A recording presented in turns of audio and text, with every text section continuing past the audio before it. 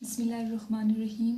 आज का हमारा टॉपिक है first year biology, second chapter biological molecule, importance of water.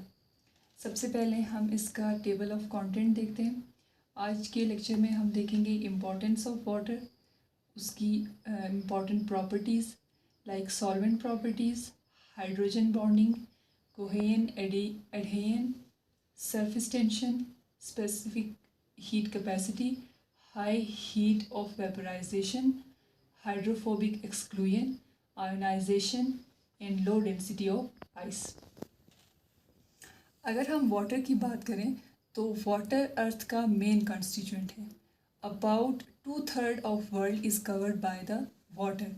और हम अगर लिविंग ऑर्गेनिज्म की बात करते हैं तो तकरीबन 70% जो है लिविंग ऑर्गेनिज्म वाटर से बनते हैं।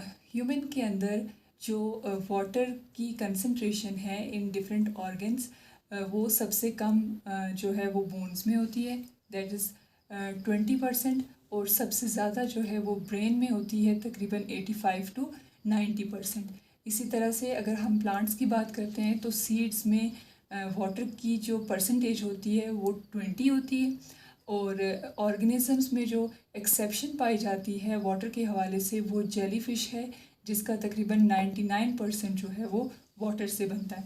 अगर हम सेलुलर लेवल पे बात करते हैं तो बैक्टीरियल सेल का तकरीबन 70% वाटर होता है। और इसी तरह से मेमेलियन सेल में भी जो केमिकल कंपाउंड मोस्ट अबेंडेंट होता है वो वाटर होता है, यानी 70%। वाटर की इम्पोर्टेंस उसकी प्रॉपर्टीज़ की वजह से आती है। सबसे पहले हम देखते हैं solvent properties of water. Water एक एक्सीलेंट सॉल्वेंट है, ये डिफरेंट काइंड ऑफ मॉलिक्यूल्स को डिज़ोल्व कर सकता है। वाटर को यूनिवर्सल सॉल्वेंट भी कहा जाता है, लेकिन ये यूनिवर्सल सॉल्वेंट है लेकिन पोलर कंपाउंड्स के लिए और आयनिक कंपाउंड्स के लिए। ये नॉन पोलर कंपाउंड्स को डिज़ोल्व नहीं करता। तो अगर हम इसे यूनिवर्सल सॉल्वेंट कहेंगे तो वो इसे पोलर कंपाउंड और आयनिक कंपाउंड के साथ रिएक्शन की बेस पे कहेंगे। अब हम देखते हैं वाटर का reaction with ionic compounds. Ionic compounds ऐसे कंपाउंड्स होते हैं जो complete transfer of electron between the different atoms बनते हैं।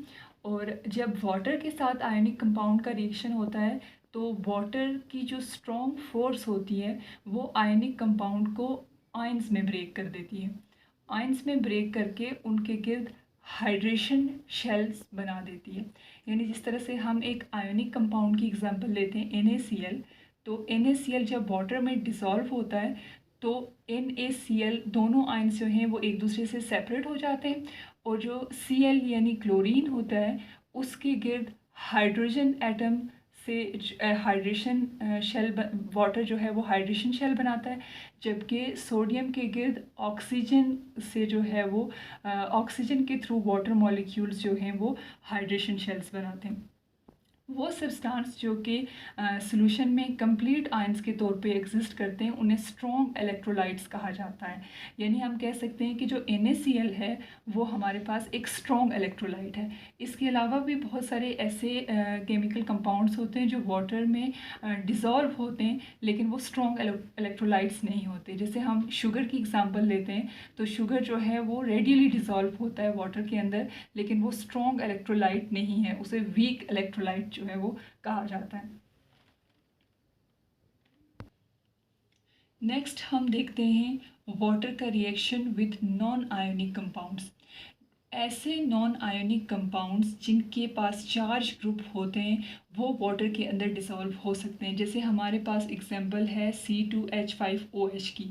ये जब वाटर के साथ रिएक्ट करता है तो ये CH3COOH बनाता है और 2H2 रिलीज़ होता है। जो C2H5OH है इसके पास पोलर हाइड्रोक्सिल बॉन्ड होता है जिसकी वजह से वाटर मॉलिक्यूल इसके गिर्द हैंग करता है और इसके कुछ हाइड्रोजन एटम जो हाइड्रोजन बॉन्ड होते हैं वो ब्रेक डाउन होते हैं।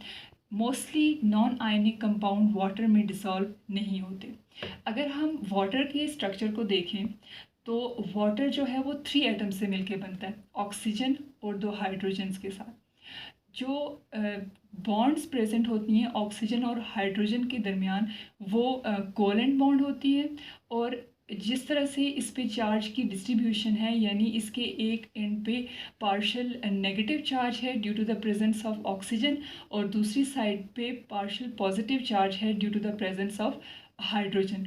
तो इसके पास डिस्टिंक्ट पॉजिटिव चार्ज भी है और डिस्टिंक्ट नेगेटिव चार्ज भी है, जिसकी वजह से हम इसको पोलर कंपाउंड कहते हैं। जब हम दूसरे पोलर कंपाउंड्स के साथ वाटर का रिएक्शन देखते हैं, तो वाटर उनके लिए यूनिवर्सल सॉल्वेंट है, यानी ये ऑलमोस्ट ऑल पोलर कंपाउंड्स को अपने अंदर डिसॉल्व कर देता है, क्योंकि इसकी नेचर भी पोलर होती है और पोलर कंपाउंड में भी पोलैरिटी पाई जाती है, और हम ये कहते हैं कि पोलर डिसॉल्व पोलर। एक एग्जाम्पल के थ्रू हम वाटर का रिएक्शन देखते हैं विद पोलर कंपाउंड, यानी अमोनिया के साथ। अमोनिया जो है वो एक पोलर कंपाउंड है, और जब इसका वाटर के साथ रिएक्शन होता है, तो जो partial positive end of water molecule है, यानी हाइड्रोजन एटम, वो अट्रैक्ट होते हैं टूवर्ड द नेगेटिव आयन, जबकि जो पार्शियल नेगेटिव एंड है वाटर मॉलिक्यूल का, यानी ऑक्सीजन, वो अट्रैक्ट होता है positive end of the polar compound. और इसके रिएक्शन से हमारे पास NH4 plus O hydroxyl ion release होता है। फिर हम इसका रिएक्शन देखते हैं with non polar compounds. Non polar compounds के साथ वाटर इंटरेक्ट नहीं करता, और क्योंकि उनके पास पार्शियल पॉजिटिव और पार्शियल नेगेटिव चार्ज नहीं होता, और जब भी ऑयल या फैट वाटर में वाटर के साथ रिएक्शन करते हैं, तो वो इससे सेपरेट हो जाते हैं और एक लेयर बनाते हैं। और ये जो है इंटरेक्शन, उसे हाइड्रोफोबिक एक्सक्लूजन कहते हैं। इसी इंटरेक्शन की वजह से जो सेल मेम्ब्रेन है वो अपना स्ट्रक्चर जो है वो मेंटेन करती है। अब हमने वाटर की पोलैरिटी की बेस पे उसके रिएक्शन देखें। अब हम इसका फिज़िकल एट्रीब्यूट देखते हैं, यानी hydrogen bonding of water molecules. जो वाटर मॉलिक्यूल होते हैं वो एक दूसरे को अट्रैक्ट करते हैं, और ये हाइड्रोजन बॉन्डिंग की एग्जांपल है। जैसे हम इस एग्जांपल में देख सकते हैं कि जो एक वाटर मॉलिक्यूल है वो दूसरे वाटर मॉलिक्यूल के साथ हाइड्रोजन बॉन्डिंग बनाता है। वीक इंटरेक्शंस जो हैं वो पाई जाती हैं between the hydrogen with the partial positive charge of one water molecule with the partial negative charge oxygen atom of another water molecule। जो हाइड्रोजन बॉन्डिंग है वो वाटर की एक अनयूजुअल प्रॉपर्टी है, और इसी स्ट्रॉन्ग हाइड्रोजन बॉन्डिंग की वजह से जो वाटर मॉलिक्यूल्स होते हैं वो लिक्विड फॉर्म में एग्जिस्ट करते हैं। बहुत सारे ऐसे केमिकल कंपाउंड्स होते हैं जिनका मैस वाटर के इक्वल होता है, लेकिन वो रूम टेम्परेचर पे एज अ गैस एक्ट करते हैं, लेकिन स्ट्रॉन्ग हाइड्रोजन बॉन्डिंग की वजह से वाटर के मॉलिक्यूल कंडेंस होते हैं और लिक्विड फॉर्म में एग्जिस्ट करते हैं। अब अगर हम देखें, हमारे पास ये वाटर का एक मॉलिक्यूल है और इसने 4 डिफरेंट वाटर मॉलिक्यूल्स के साथ बॉन्डिंग की है, यानी 4 डिफरेंट वाटर मॉलिक्यूल के साथ हाइड्रोजन बॉन्डिंग के थ्रू ये अटैच है। तो ये क्वेश्चन हमसे जो है वो पूछा जा सकता है कि जब वाटर मॉलिक्यूल्स इंटरेक्ट करते हैं तो एक जो वाटर मॉलिक्यूल है वो कितने वाटर मॉलिक्यूल्स के साथ इंटरेक्शन करता है, तो वो 4 डिफरेंट वाटर मॉलिक्यूल्स के साथ इंटरेक्शन उसकी होती है। फिर आता है हमारे पास कोहेन। जो हाइड्रोजन बॉन्डिंग है इसकी वजह से वाटर की जो प्रॉपर्टीज़ हैं वो आती हैं कोहेन और टेंशन।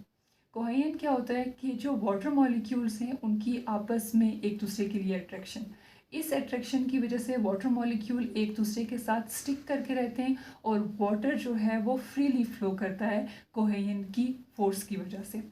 जो कोहेन फोर्स है वो सरफेस टेंशन के लिए रिस्पॉन्सिबल होती है। सरफेस टेंशन क्या होता है कि लिक्विड सरफेस की ऐसी टेंडेंसी जो कि उसकी सरफेस को रप्चर नहीं होने देती, यानी जब लिक्विड की सरफेस पे स्ट्रेस प्लेस किया जाता है तो उसकी सरफेस जो है वो रप्चर नहीं होती। इस प्रॉपर्टी की वजह से वाटर के ऊपर small objects like scrap of the paper या नीडल जो है वो फ्लोट करते हैं, यानी उसमें सिंक नहीं होते।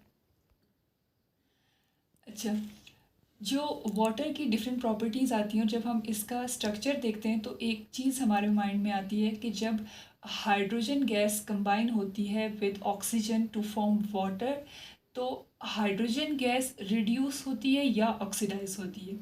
तो इसका आंसर ये है कि जो हाइड्रोजन गैस है वो ऑक्सीडाइज होती है, क्योंकि ये लूज़ करती है इलेक्ट्रॉन को, और ऑक्सीजन जो है वो गेन करती है। ऑल्दो ये कंप्लीट गेन नहीं होता, लेकिन जो है एक पार्शियल जो है वो गेन होता है, और ऑक्सीजन एटम जो है वो रिड्यूस होता है, जबकि हाइड्रोजन एटम ऑक्सीडाइज होता है।